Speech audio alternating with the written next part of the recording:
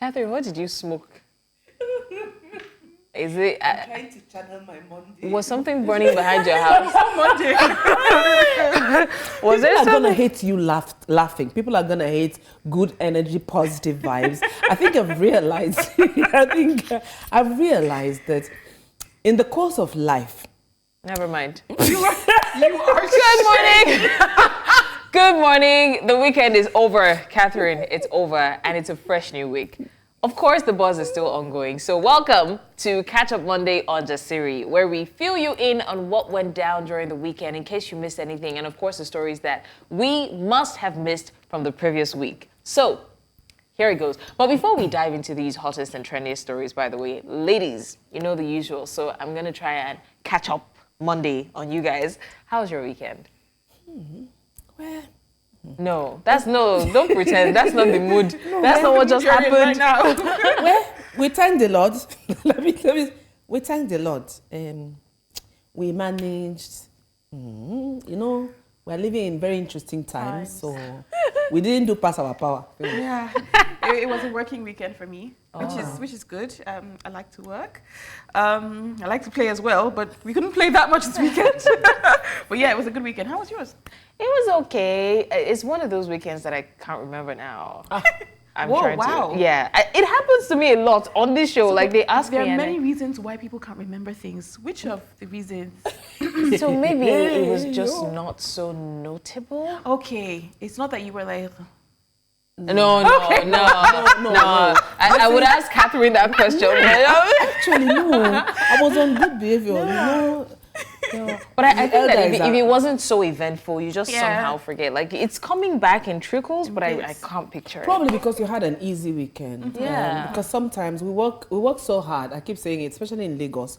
We work so hard, we don't find the time to actually kick unplug. back and unplug. Yeah. Even when you're unplugged, I think we've talked about it. Even when you're unplugging, you say, You're feel still kind of guilty. low key. Yeah. Low key working. So we have to. I was talking to a friend of mine, and he said, "Oh, he had a restful weekend," and I said, I like that because it's important to rest. We don't rest enough in Lagos. We're always.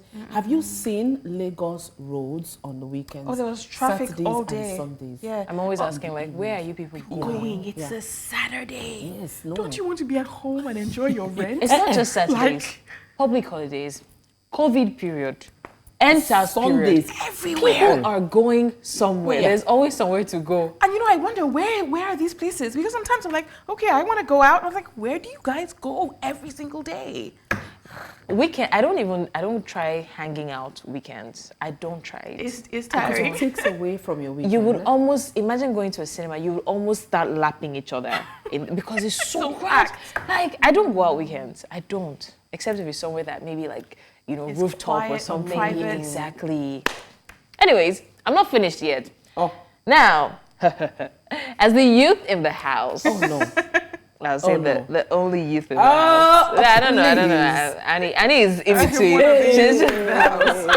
Hey, Okay, so the thing today, by the way, is International Youth Day. In case you didn't know, so that's why I'm taking pride in it today.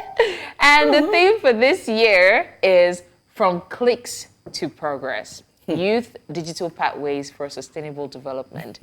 Young stars are at the forefront of digital adoption and technology, and it's not every day that we, the youths, get to be celebrated. And so I had to raise a cup to my fellow young Nigerians. Every day we're hearing, oh, the Gen Zs, oh, the E's, oh, this, oh, that. At least they'll celebrate us today. Wouldn't they? Are you a Gen Z blessings? Are you a Gen Z? You're not honestly, even a real Gen Z. What are you talking about? Celebrate you I think you're I like on won't the take cusp that of lightly. like the Gen Z-ish, of the Gen Z. Yeah. But celebrate I miss them. Gen I'm Z like the by one like a who year. ushered in the Gen Z. Like it was me they saw, and they're like, this generation needs a tag, generation. Yeah, the face, the beacon. Yeah. Oh. Yeah, and maybe I was sleeping a lot, so they're like, There we go. Can you imagine? Is it the Gen Zs? Okay, I don't understand. The Gen Zs who are always like that. I'm surprised they're always like that. A Gen Z wakes up in the morning, the first thing they do is take the phones. We're supposed to be celebrating Gen Zs today. I know, and not I'm just not Gen Zs. We're supposed to be celebrating the youth, Yeah, but- not bashing them. Oh, wow. Mama Well, Why are you I think there was a bashing the wave youth? that swept me over the weekend. What that- happened? I don't know. Maybe there was a bashing wave. Maybe that is trickling Oh or my filtering God. into today. Wow, I don't you know. are Oh, But I'm just shady. saying, Oh my God, You are Catherine. shady. I'm just calling it as is. But hey, yeah, cheers to the youth. Cheers to every young person out there yeah. doing big What things. is what is the definition of a youth? Between what ages to what ages now? I Let's think know 30. where we. Well, I think there's- 30. four- No, not 30. 25. 20. What are we talking about? We No, actually like- need to define what a youth Okay. is. No, I think You're 18 From upwards your- because once yes. you're 18, you become You're- an adult. yes. And So then like I think your under early 40, 30, no, yeah. yeah, once you're 40, or like I think till like you're 40 or 45. So The- 18 the, to about the, 40. The age brackets Right. keep Yeah. changing, Yeah. actually. There's been discussions even at that, the millennials, the Gen Zs, then there's the other one. So I think there's always a shift with every year, the bracket widens or reduces. But I know that the youth, they call themselves proudly Gen Zs. The youth, actually, if you mention youth now, the first thought that comes to your head is Gen Z. yeah, But but the that's millennials not are what also it is. saying Though. that, That's yo, not what it is. we Yes. self are part of this. That's not the what it millennials is, are yeah. also saying that, we self, we're on this table. In as fact, well. some Yeah. people still see Gen Zs as children. You know, the funny thing is, I feel like if you, so it happens with me, like my my parents, my aunts and uncles and whatever, when they look at us, they think, oh, look at this little baby of yesterday. And I'm like, Mom, Like, Dad, I'm paying my rent. Like, I'm not a baby. I don't know why so it parents happens. do It that. happens. They do yeah. that a lot. You know, you have aunts that come and visit. They tell you, where is Adanne? Adanne, come and say hello to your aunt. And they parade you. Yeah. I know I used to detest it when I was younger. Like, actually, parents are parading you. And that's where the talk comes, oh, look at this baby of yesterday. But funny enough, I think that grown it up. happens if you have a younger sibling, you would understand why it happens because even you still see your younger sibling as a baby, like you're graduating This is university, true. you this This is what. So true. I think it happens with This is everybody, but because we see it as the parents are still seeing us as babies, but look at how you are looking at your younger sibling, and then you This know is that it true. happens. Like, with it's not even a everybody. joke. My younger sister, she's going into college, like Yeah. going into university. Or she's already in her first year or something. And then you I'm look like, at, you're still calling her wait, baby. you mean you're in uni? You mean Already? you're in uni? Yeah. Okay, All right, but guys, so I need to move. I need to no, move I this. wanted to ask very quickly if you were to give maybe a piece of advice to the youth, especially in Nigeria, what would it be? Nothing about spiritual Me purpose, first. please. Well, I think off the top of my head, I would give the advice that I want to receive, which is to take life a day at a time. We have no idea what tomorrow holds, Yeah. but you can maybe tweak your tomorrow a bit by the choices that you make today. So True. take it a day at a time and no pressure, please. Yeah. It's enough. We are trying. As it is. Yeah. I would say that don't run faster than your shadow. Number one, use your tongue to count your teeth, and don't feel pressured by peers or by what society dictates. Chart your own course. Be bold. Be fearless, and just break the damn table. Right. What's your advice, Blessing? So no, I think that for me, it will be something that I learned much later that I wish I knew earlier on, and that's everything you're worrying about now. You look back at it in the future and be like, why was I even worried? I like that. And that literally changed my life. Like, there's no need to panic. It's a no panic zone. No matter what it is, you're struggling, fuel price hike, you're struggling, any bad governance. Eventually, it's going to get better. It will. I wonder. Okay, I'm going to move this on, but let me drop this. I'm wondering, what are the youth? What are you panicking about? What are you people worrying about? Because we don't know what tomorrow holds now. We don't know what It's we're scary. doing. Even the elders don't know what tomorrow holds. Anyways, like I said, let me move this along. So, guys, I need your thoughts on this. Okay, during the UK unrest. That went on, it's important to know that, okay, fine. When this unrest went on last week, over £60,000 was raised for a certain Brendan Nwabichie, a 33-year-old carer who found his car burned after a 12-hour shift. His employer started a GoFundMe with a £3,000 target. But the campaign quickly exceeded that. Brendan requested a Mercedes-Benz SUV, insurance, rent, and university fees covered. Now, due to the high amount raised and concerns about Brendan managing an expensive car, the campaign was stopped. And the employer decided that the funds will be allocated as follows. Listen to this, guys. £28,000 to Brendan for a new car and insurance, £1,000 to the affected staff, £36,000 to local charities, including £10,000 to Cleveland Police, and then £10,000 for cleanup efforts at churches and mosques in Middlesbrough. Oh, interesting. Okay. So, I don't know what you guys' thoughts are. I think it's just the breakdown of these things that just gets me. I don't know if they should have given him the entire amount raised or whether they are justified to actually share it the way they have shared it. It's like a will. Being very didactic. I don't think they were justified to have shared it, except if the GoFundMe was raised for everyone, employee that was affected or everyone that was affected in that vicinity. I think it's cheating, right? And I'm not going to say this to him, but if he takes it to court, I think that he has a high chance of winning because the GoFundMe was for him. Fine, it's justifiable that at some point it was stopped because really he may not be able to manage an expensive vehicle, right? The GoFundMe is not going to be yearly. It's not a monthly allowance thing. So if it was stopped for that reason, fine and good. But the GoFundMe was open for him. It's just like saying the employer got that money and then split it. Okay, some for me, some for you. It's wrong, and that's basically what he's doing because now he's splitting ownership. Like, okay, you take this one, but because I opened it, I'm gonna, which is I think it's arbitrary. I agree, completely arbitrary. I mean, if like she said, if the thing didn't happen to Brendan, that GoFundMe wouldn't have started. So I understand wanting to give to charity. And you see, that's the thing. It's kind of like a catch-22 because we're giving to charity. We're doing good things for other members of staff. What I would have done, I would have said, okay, let's open another GoFundMe for other affected members of staff. Because this, for him, it seems like a very fortunate occurrence, a fortunate windfall. They were trying to raise 3,000, they raised 60,000. Now, fair enough, he just doesn't seem like he was planning on managing that money properly because honestly, what is he looking for? An expensive SUV. For Mercedes are expensive cars, they are hard to maintain. But that is his issue to deal with. I feel like, they should not have split the money. It was his money. Legally, it was his money. Well, if they say the GoFundMe was opened by them, fine, okay. And he was lucky, like Annie said, 60K, from 3K to 60K.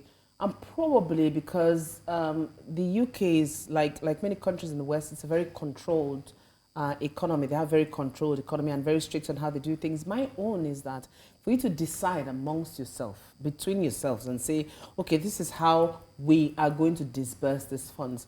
A bulk of that money is going to charity. It's almost as if, I've always said it, Oyibos don't do things for you free of charge. There's always something attached. Okay, so you said £3,000. Okay, GoFundMe. That's the street thinking. That's my thinking. Go hard now, okay. But they didn't expect the windfall of £60,000 to come in.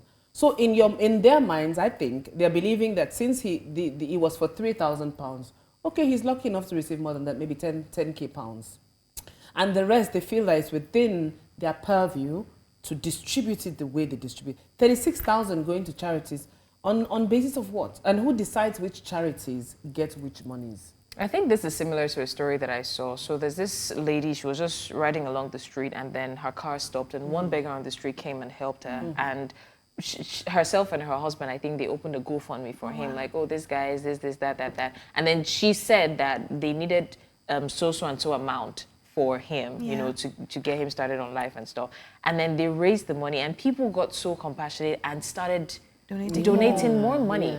And at the end of the day, they gave him what they promised him. And kept the rest. No. And the justification was, okay, we said we wanted to raise this amount of money for him. We raised that amount and, the rest of it. And they're like, no. And people came for them like, no. Yes, as they should have. You get, like, I wanted to give him more because he deserved more. I mean, he was kind enough to help you regardless of his situation. And now you're saying that you promised him this amount of money and then you're going, man. Do you see why government is not the problem? I'm not on the government side, but they're not the problem. The problem is the way we think. It's very hard. Yeah, there are a few reactions to that. Can this be a growing thing now? Yeah. When you see someone who you think you can ride on the person's coattails and put the person out there, okay, and pay your rent for a year. This person did this and did that. And then they open a GoFundMe and they say, okay, we just want to find £2,500, euros, dollars for this person, and they go for it because people are usually moved by these kinds of things, and they donate 10,000. My brother, so you will now take out yours and give. That's really savage. But I guess we have reactions. Yes, we do. Oh my God, to this development. Let's take some reactions. All right, so SJ says this latest update is an absolute insult. Claire's Care keeps altering the story to suit their agenda. They need to refund all donations and shut down the GoFundMe. Exploiting Brendan's trauma for their own gain is deeply troubling and utterly unacceptable. Quite agree. Yep. Please, at GoFundMe UK, let's know that this fraudulent use of GoFundMe is being investigated. The entirety of the sum was raised for Brendan. Exactly. His employer is now declaring that the majority of the money will go for other users, which is not why it was donated in the first place. Now, Claire's Care Services' commitment to destroying its own public image is beyond me. Every opportunity to do the right thing, which is also the simplest thing, just give Brendan the money that was donated to him. They do something else. Now they're distributing his money out. Yo. You know. Khadija says, I can't believe Claire's Care would rather refund the donations and give Brendan what was raised for him. I think with these reactions coming at them, I think Claire's Care will. You know how it is with the West when you have pressures like that. What do you think will happen? I smell a race angle. I just feel like if this goes on for long enough, people are gonna say it's because he's black. And they might be right, because £60,000 is a lot of money. Ooh. And you know, I'm hoping that doesn't become that, because I get a little tired with the race wars, everything, you know, we pull out the race card. But it can be argued that it's because he's a black guy. What's he going to do with £60,000? I think that, again, this, I don't know, I'm not going to say that for people in dire need, because sometimes people open GoFundMe accounts for their friends. But I want to believe that going forward, people would rather ask for the person's account details, because I don't believe that if something was in his account, they will start asking him to bring it out. You know? So if the GoFundMe is open for him, I think that it should be connected to his account. A personal account. Yeah, absolutely. Well, we're going to go on a short break. Stay with us. Jasiri will be right back with more fearless conversations and brilliant insights. Stay with us. We'll be right back.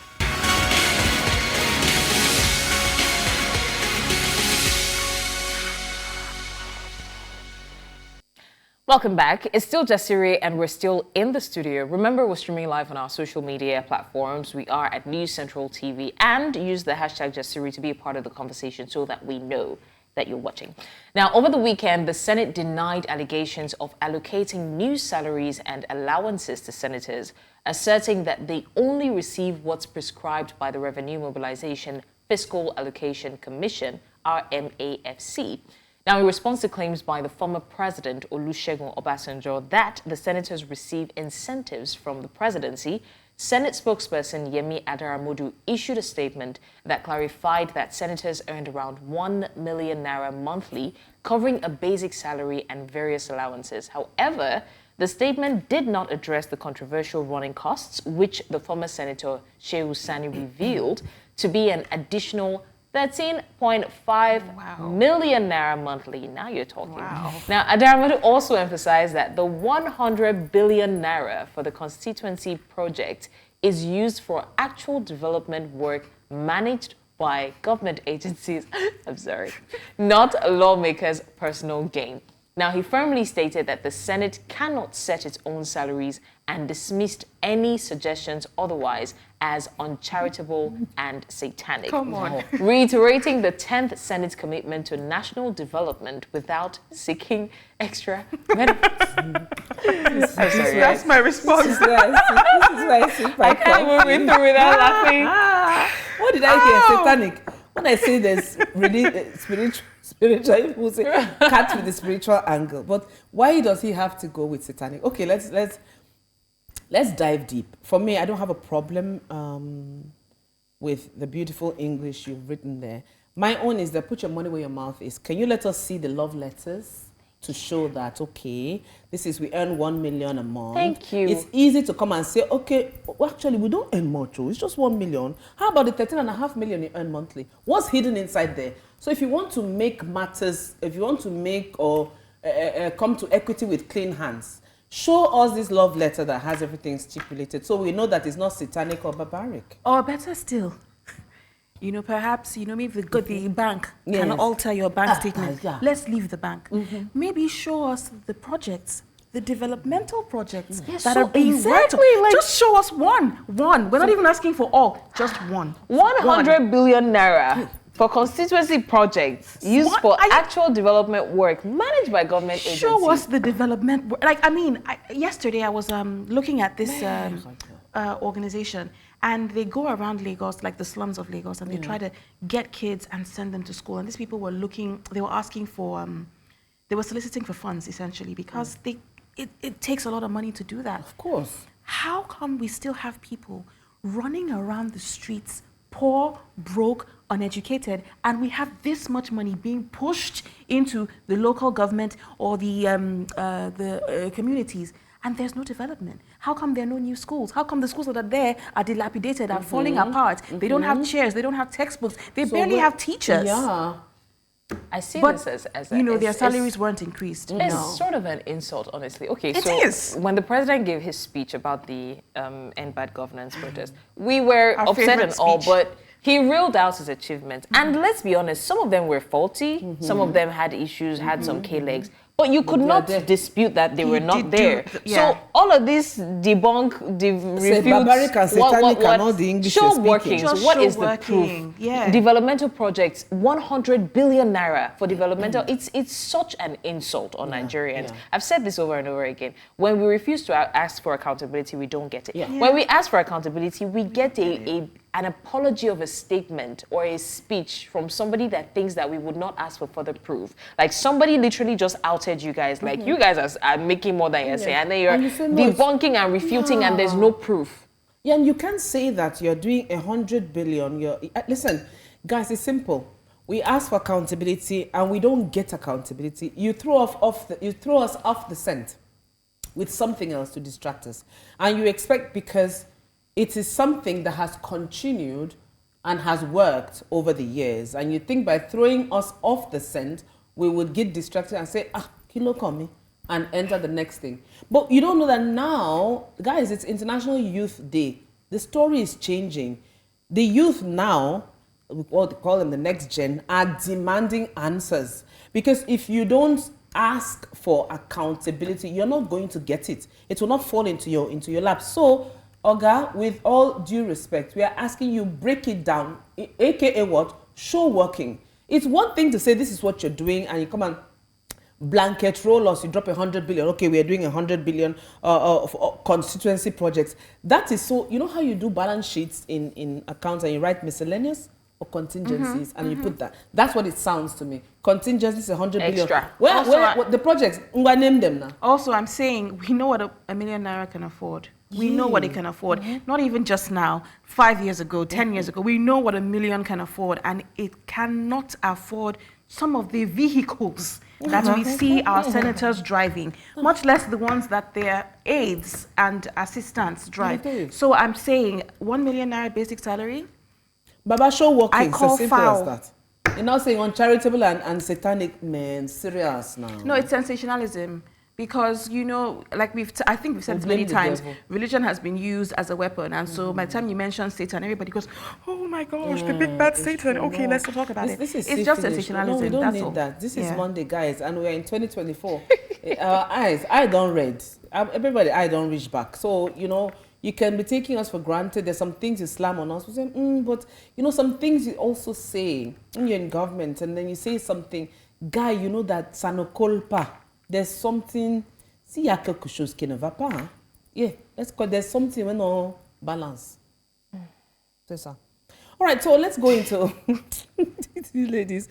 No, she's catch up Monday, so our eyes are ready. So let's take a look into our next story. Our next story is a continuation from a hot topic on Friday, after what I would like to call a clear bullying on Chidinma Additional over her citizenry, which led to withdrawal from the Miss South Africa pageantry. Well, Burna Boy is in the news today as he, along with many others, reacted to a white South African winning the Miss South Africa pageantry. My God. only in Africa.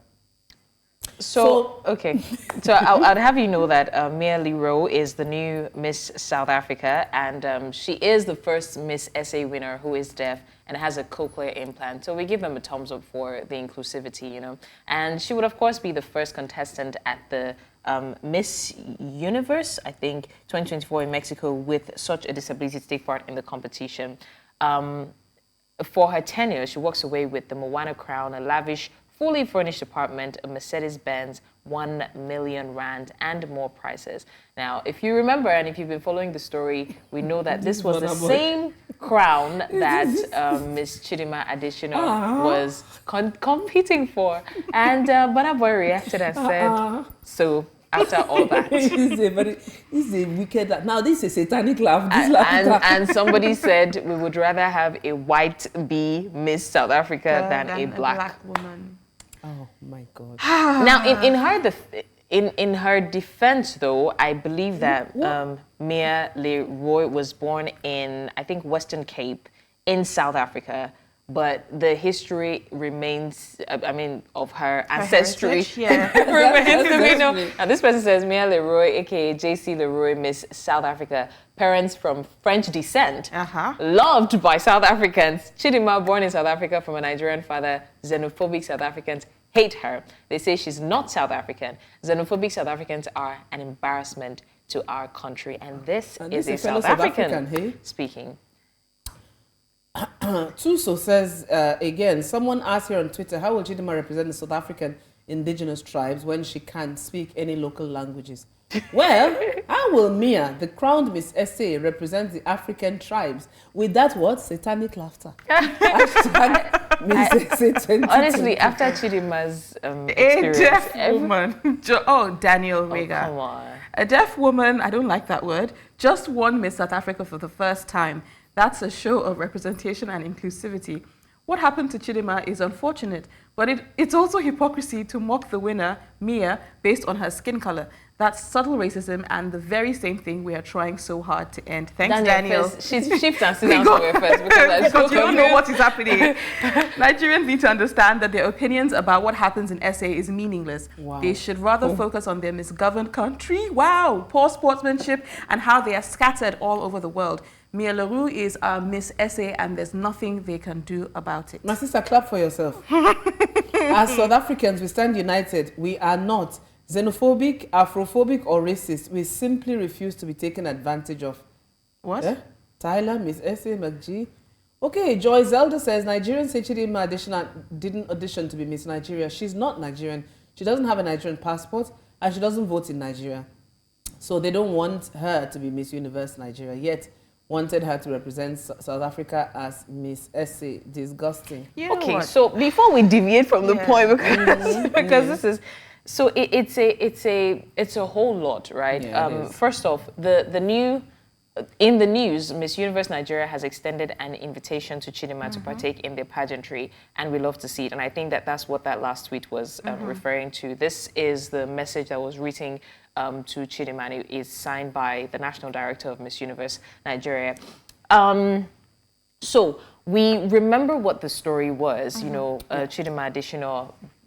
The poor girl had to, drop out of the race at some point. And it's so unfortunate that we're seeing, I don't want to say that, I don't know if it's racism at play, but the xenophobia is obvious, right? And I think that for a long time, we've had this talk over and over again. There's this subtle... I don't know if I'll call it hatred between South Africa and Nigerians. And it has nothing exactly to do with the pageant. The pageant just highlighted it. The little conversations about Nigerians coming to take the jobs, about, and it's not just Nigerians, but this obviously makes it makes it more obvious that it's more targeted at Nigeria. Because this is someone of a French descent, not another year. The same year that somebody, and everybody was waiting to see, okay, who is going to win it? I'm not saying that they should have stripped her off the crown. If she deserved to win it, of course she deserved to. But I'm hoping that they can see how ironic it ridiculous it is. Yeah. Like, did anybody not ask, okay, is she really going to win it? Is she really winning it? So I feel like South Africa's hatred for Nigeria is not even necessarily just a Nigerian thing. I think it's symptomatic of a bigger problem.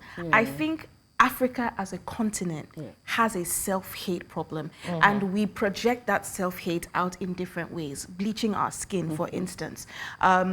Preferring to have other kinds of hair, and this is not a slight on anybody. I mean, the ways that we, the ways that we give more importance to the things that white people do or are or say. In your own country, a white person has a lot more respect and power and prestige than you do. So I feel like South Africa and Nigeria is just a symptom of a bigger problem where Africans, because of a lot of things that have happened in our history, which we can't go into, we have a lot of self-hatred, and we haven't dealt with that, and we haven't healed from that.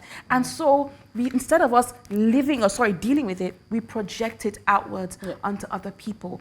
I get how ironic it is that a white woman, and she is a white woman. Yes. I don't know if I can say this on air, but Africans are not white people. Yes. Now there are white Africans, but originally Africans were not black white. people. Yes, we are black right? people. But we've been made to believe that black is bad, white is good. And so whatever it is that falls into the caveat of black, including the human beings themselves, have almost like this covering of you are less than, you are inferior, you are bad. Not over me.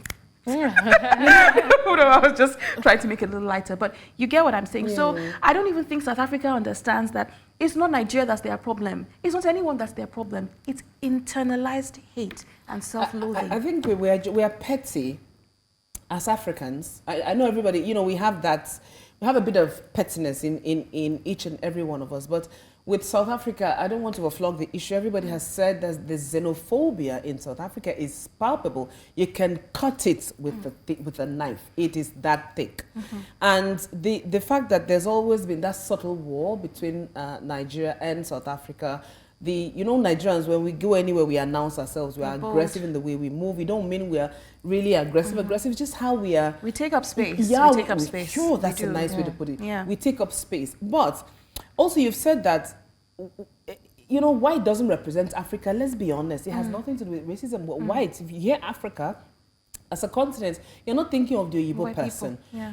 Well, interestingly, in North Africa, we have a lot of them, but they're not Igbo. Their color is almost milky. It's a bit different.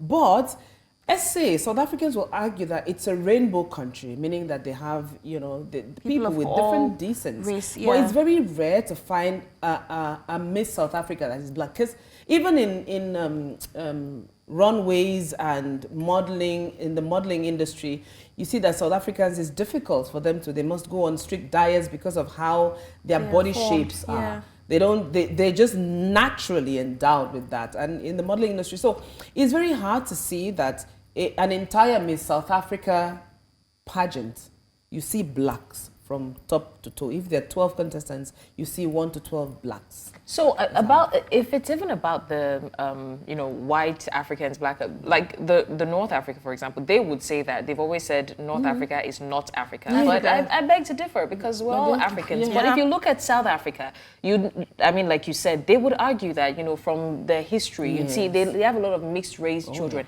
They have a lot of pure breed whites, right? So it's not even. But those were the Swiss people that came in to colonize. Yeah, the Dutch, the Swiss, whatever. Yeah, that's how the white people came. Yes. And so all their descendants that are mixed race origin, or the white people, they are naturalized South Africans. They are not born South Africans. Exactly. So that's what I'm saying. That if you want to argue for them in that regard, that Mia Leroy, and this is no disrespect to her, right? But it's just because of the situation that the name. The skin color, everything is not South Africa. But you can even mistake Chidima Additional to be a South African because she kind of looks like them. She sounds like them, right? Like them. But you now having South African. It's the double standards for me. You having to defend. Nobody has come out to say anything because to them it's not our business. But if you can defend that someone of French descent is winning the competition the same year that someone else had to drop out because you bullied her out of the competition because she has a Nigerian, then there's a problem. There is a big problem, very big problem. We're going to talk about this problem when we come back, but for now we're going to take another short break. Please stay right there. Jasiri will be right back. Many thanks for staying with us. You're still live with us on Jasiri. And very quickly, we have one of our correspondents on standby in Aba, Chinwe Ugele, who is giving us a situation report on the sit-at-home order that has been enforced. And people are now complaining that apparently Mondays are now looking like Sundays. Chinwe, good morning. Can you hear us? I didn't get that correctly, but I think you're asking about how it is in Aba. Yes, basically. Yeah. Okay. So, the town, as usual, is how it is normally on Mondays. Okay, just a few vehicular movements and a few people who reject the order, just to open their shops. But earlier on today, we had gone to some market, the major market in Aba. Ariaria International Market, a Yuku market that is known for selling beverages and provisions of all kinds. Then the shopping center that's for selling fabrics, and the new market, all are under lock and key. Shops, on the major roads are also under lock and key. And then the motor parks, we have a few of them that are loading, to take passengers to different parts of Aba and environ. So, but basically activities here are on a low key. And then also, I also saw something that is of interesting to me. I found out that a lot of the business people in this town have come together to make use of Monday.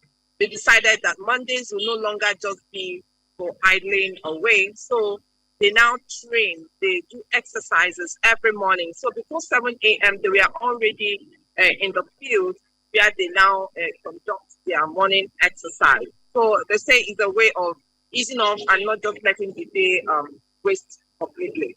So, but the people are not finding the situation funny. Some people actually, but then there are also a group of people that are in solidarity with what is happening. So for them, it doesn't matter how long it takes for the sit-at-home order, to last. As long as the leader of the IPOB is yet to be released, they'll continue to observe and and stay indoors. Chinwe, for that update, and of course we're going to be looking at Aba to see how the situation unfolds. I know that the sit-at-home order has been in effect for a long time, and I don't know if it's going to end anytime soon. But thank you once again for joining us. Thank you. And for our next story, we head over to Paris. Now, despite significant government funding, Nigeria ended the Olympics without winning any medals, prompting an apology from Sports Minister John Eno. He has attributed the poor performance to a late start in preparations as he assumed office only in August 2023. Eno highlighted the efforts made, such as facility inspections, forming an advisory committee, and organizing training camps in Germany and Spain. Despite these initiatives and full financial support, the results were disappointing. He called for a comprehensive review of the athletes' readiness, coaching, and administrative roles to improve future performances. If you look at our screens, your screens right now, you can see his statement. This long love letter. He has to defend his mandate. So my confusion, though, is he's claiming that in his defense, the whole thing started when he assumed office, which was in August 2023. So basically saying that, he didn't have ample time. But there was still a 12 billion naira budget that was allocated. Oh, yes. The budget wasn't slashed because he resumed office late. Right? So the full amount was allocated. And then we came back empty-handed, basically. Oh, this is why I miss Shola and Swo. Honestly. On the show. Oh my God. So, I'm confused. I don't feel, unless I'm not aware, his appointment to that office wasn't a surprise to him. I believe that it's something he wanted, something he'd prepared for, and whether or not it happened late, it wasn't like someone called me now and said, oh, hey, Annie, come and be the sports minister. I would be able to give that excuse. I don't know anything about sports.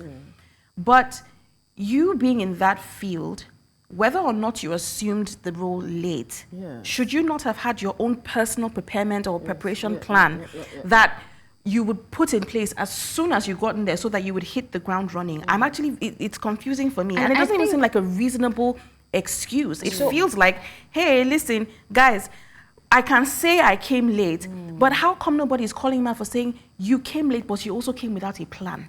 So I think that the ministry should not even be excused. Not at all. Because it's like saying there's a country called the United States of America, but the country is I'm just using the US, for example. We know that they're driving towards a bigger goal, getting better and things like that.